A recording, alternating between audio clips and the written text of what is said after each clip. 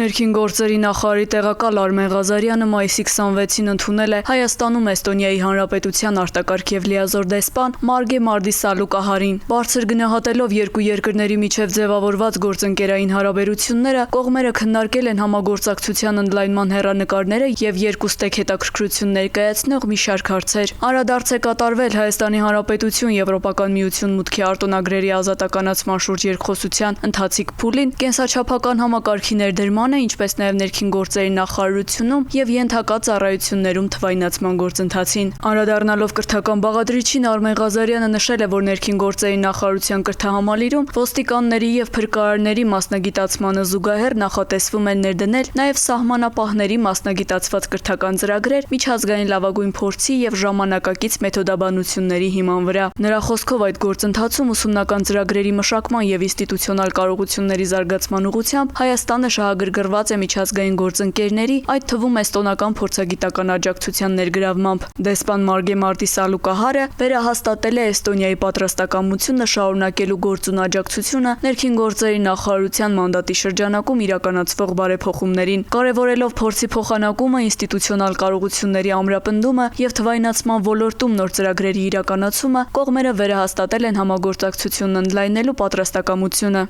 Ինչու են նախնական ցուցակներում տեղ գտնում բազմաթիվ անճշտություններ։ Պետք է նշեմ, որ դրանք անճշտություններ չեն։ Բառը գուցե շփոթացնող է, բայց նախնական ցուցակները արտացոլում են հաշվառումների ճշգրիտ պատկերը, ինչպիսին որ մենք ունենք ընտրողների ռեգիստրում։ Ընտրողների ռեգիստրը արտացվում է բնակչության պետական ռեգիստրից։ Անճշտություն կոչվածը մարդու անհամաձայնությունն է հաշվառման պատկերին, եւ նախնական ցուցակների հրապարակումը միայն ու միայն այդ նպատակն ունի՝ բերել ցուցակները այնպիսի տեսքի, ինչպիսին որ դրանք պետք է լինեն առավել ճշգրտորեն արտացոլելու բնակչության իրական տեղաբաշխվածությունը։ Ներքին գործերի նախարարությունը իրազեկում է ընտրությունների նշանակման որոշումն ուժի մեջ մտնելու օրվանից մինչև ընտրությունների արդյունքների ամփոփումը, ազգային ժողովի ընտրությունների դեպքում ազգային ժողով ընտրվելու մասին որոշումը տեխնացուի, կուսակցության կամ կուսակցությունների դաշինքի անդամի կամ լիազորված անձի, վստահված անձի անունից կամ որևէ այլ եղանակով կամ բարեգործության անվան տակ ընտրողին անհատույց կամ արտոնյալ պայմաններով դրամ, սննդամթերք, արժեթուղթ, ապրանք տալը, խոստանալը կամ ծառայություններ մատուցելը կամ բարեգործության հետ միաժամանակ նախընտրական քարոզչություն իրականացնելը պատժվում է ազատազրկմամբ մինչև 6 տարի ժամկետով։ Հիշեք, արժանապատիվ ապագան սկսվում է արդար ընտրությունից, ընտրական բարեգործությունը քրեորեն պատժելի է։ Ներքին գործերի նախարարությունը իրազեկում է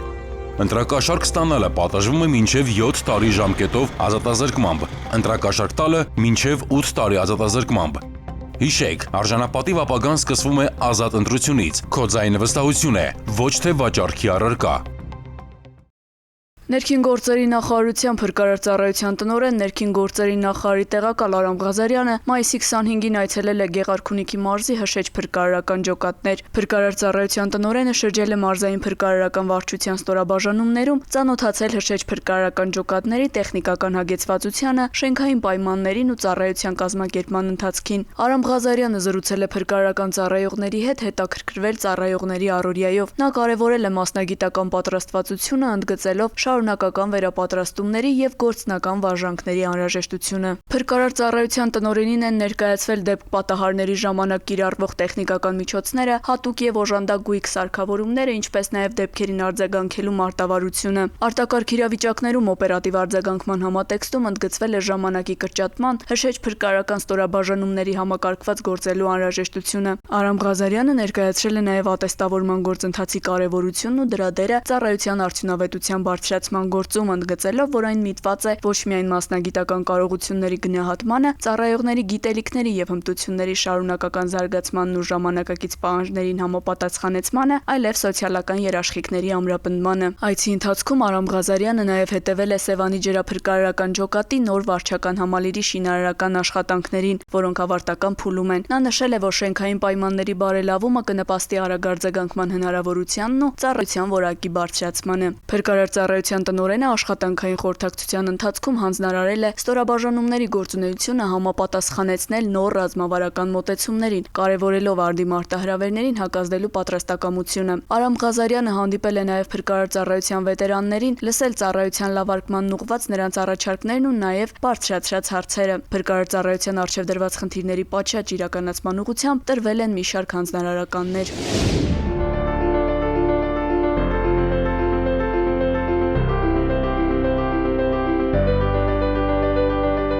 Մայիսի 26-ին Լոռու մարզում անցկացվեց ջրհեղեղի ժամանակ բնակչության պաշտպանության միջոցառումների կազմակերպմանը նվիրված հրամանատարաշտաբային ուսումնավարժություն։ Մեկնարկը տրվեց Վանաձորի համայնքապետարանի վարչական շենքում, որտեղ ուսումնավարժության շտաբի կողմից ներկայացվեց օպերատիվ իրավիճակը։ Ըստ խաղարկային սցենարի, Դեբետ, Աղստև, Ձորագետ եւ Տաշիր գետերի վարարման հետևանքով վնասվել էին ենթակառուցվածքները, Ալավերդի համայնքի հետ կապը կտրվել էր։ Ձևավորված աշխատանքային մթնոլորտը հիշեցնում էր 2024 թվականին Լոռու եւ Տավուշի մարզերում Դեբետ, Աղստև եւ Տաշիր գետերի վարարման հետևանքով առաջացած ճգնաժամային իրավիճակի կառավարման գործընթացը։ Հերավար ձևաչափով քննարկմանը միացավ եւ Ալավերդի համայնքում տիրող իրավիճակի վերաբերյալ տեղեկատվությամբ կիսվեց համայնքի ղեկավարի տեղակալ Արթուր Մանուկյանը։ Ուսումնավարժության մասնակիցներն ըստ համակարգման ոլորտների ներկայացրեցին իրականացվելիք գործողությունները, անդրադառնալով կապի ապահովմանը, բուժօգնության կազմակերպմանը, հանրային իրազեկմանը, ուժերի եւ տեխնիկական միջոցների բաշխմանը։ Տեսական քննարկումներից հետո ուսումնավարժությունը տեղափոխվեց գործնական փուլ։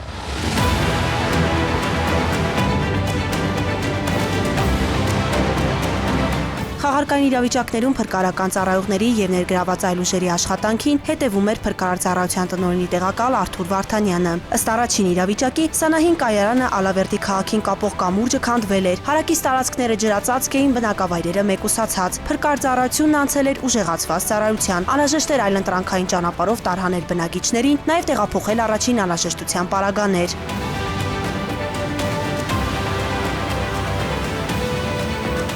Գետանցման ժամանակ ուժերը համակարգված են, բայց հիմնական դժվարությունը դա սկզբնական փուլում է, քանի որ տեղանքի խնդիր է առաջանում, պարանների տեղափոխման խնդիր է առաջանում, ամրացման խնդիր է առաջանում։ Մեր փրկարարները իրենց գործը լավ գիտեն եւ շատ պաշտ ձևով կատարում են իրենց գործողությունները։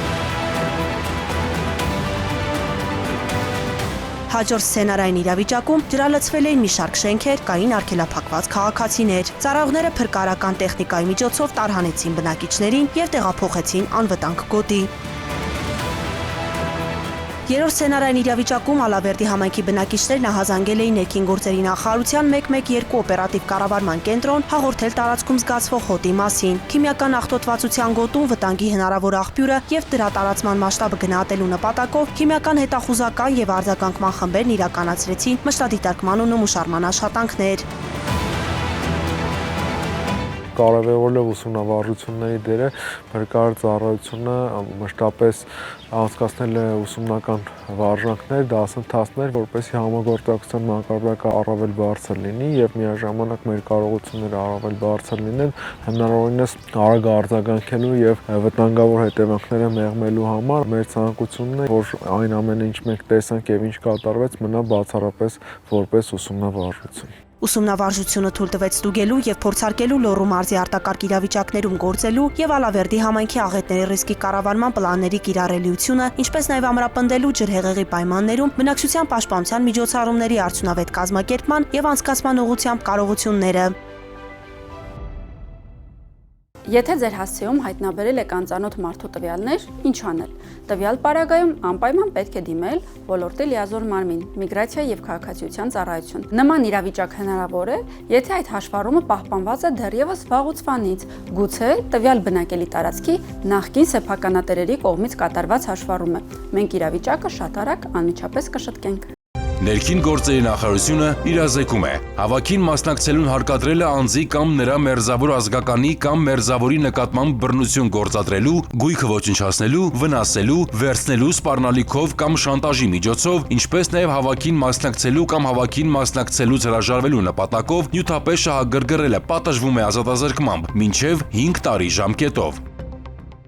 Ներքին գործերի նախարարությունը իրազեկում է. քվեարկության օրը արգելվում է տեղամասային կենտրոնին հարող տարածքում մինչև 50 մետր շառավղով խմբերով հավաքվելը, տեղամասային կենտրոնի մուտքին հարող տարածքում մեքենաների կուտակումը։ Ընտրատեղամասի տարածքում հասարակական կարգի պահպանումն ապահովում են տեղամասային կենտրոնում ծառայություն իրականացնող ոստիկանության ծառայողները, անկախ ընտրական հանձնաժողովի պահանջից։